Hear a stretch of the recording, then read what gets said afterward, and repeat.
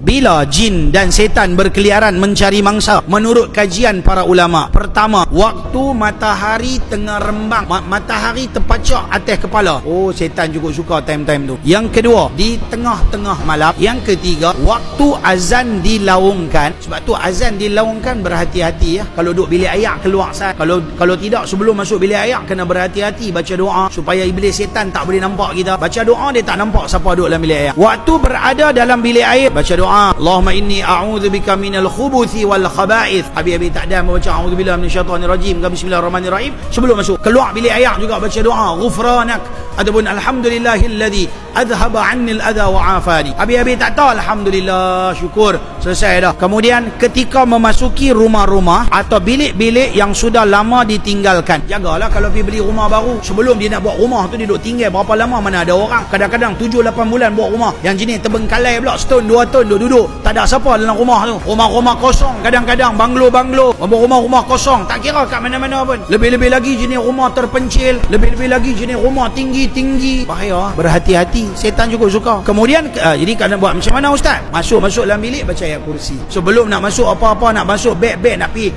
bagui, nak pergi tidur, empuk, main tilam apa semua, sat baca ayat kursi dulu. Ataupun sebelum baca ayat kursi, Assalamualaikum warahmatullahi. Jikalau ada dalam bilik ini sesiapa, tolonglah keluar daripada bilik ini kerana saya yang menyewa di bilik ini. Baca ayat kursi, cakap logo tu, cakap dengan penuh hormat. Jangan belagak dengan jin. Pasal apa? Kita tak tahu kemampuan dia macam mana lagi hebat daripada kita. Jadi jangan terlalu takut dan jangan terlalu tunjuk mana jin mana. Mana jin? Mai kita lawan dia. Jangan. Dengan orang pun jangan buat logo tu, dengan jin pun jangan buat logo tu. Ya, cabar mencabar tak mau. Jadi manusia tawaduk, tolonglah sesiapa yang tinggal dalam bilik ini, tolonglah dengan hormatnya keluar daripada bilik ini kerana saya menyewa, saya telah membeli rumah ini. Mudah-mudahan dia keluar daripada bilik dan rumah tersebut. Ketika melalui di suatu jalanan yang sunyi sepi, kemungkinan jin suka tempat sunyi sepi. Ketika membuka botol-botol atau bekas yang usang yang dijumpai, ini pun lagi satu tuan-tuan. Kadang-kadang kita pergi tepi laut, jumpa dekat tepi-tepi sungai, nampak botol-botol tapawai, jangan duk buka tak ketahuan. Baca ayat kursi dulu baru buka. Kita khawatir, manalah tahu nasib kita tak bagus, jadi macam gambar Aladin dan lampu ajaib. Memang dia tak main dulu tu, dia nanti keluar, kita tak nampak, lepas tu dia mula mengganggu kita. Seterusnya, ketika merawat pesakit, kadang-kadang ada orang kesian, dia tolong, dia nak tolong, dia tengok ada orang histeria, masuk jin, dia nak baca doa bagi selamat orang tu. Tapi tuan-tuan, tengok rupa-rupanya dia tak ada bekalan benteng untuk dia, dan dia tak ada langsung kepala otak dia tentang alam jin, selok-belok bab jin. Kadang-kadang bila dia tak ada benteng, dia pergi buat, tiba-tiba orang tu sembuh, kena kat dia balik. Ataupun dia tu pun tak sembuh, dia pun kena lagi ku atas. Dia tak kena, bini dia kena, bini tak kena, anak kena. Ketika mendengar suara himar, sebab Nabi kata kalau dengar suara anjing menyalak dan himar menyalak, maka bacalah doa minta hindar daripada gangguan syaitan kerana dia telah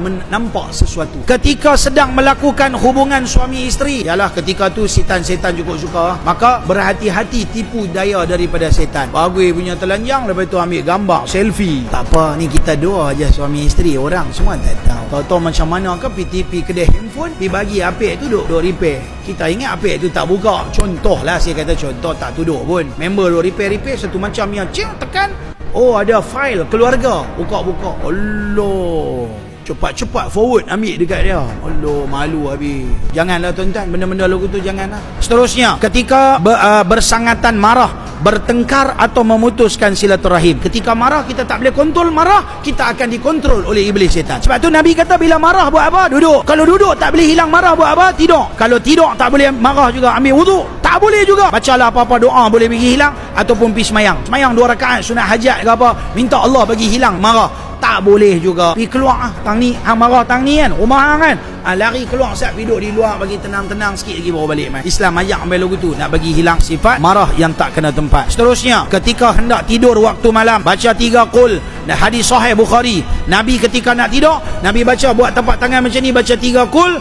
Mula dengan qul Allah, qul a'udzu birabbil falaq dan qul a'udzu birabbin nas. Kemudian Nabi hembus di tapak tangan dengan sedikit percikan air liur logo tu, dan kemudiannya sapu muka, badan, kepala, seluruh badan yang boleh kena sapu tu. Nabi buat 3 set 3 kali. Habis sapu, baca lain, sapu, baca lain, sapu. Bagi orang yang ada gangguan iblis setan, bacalah pada setiap waktu semayang, lebih banyak, lebih kerap. Mudah-mudahan setan tak berani duduk dekat kita.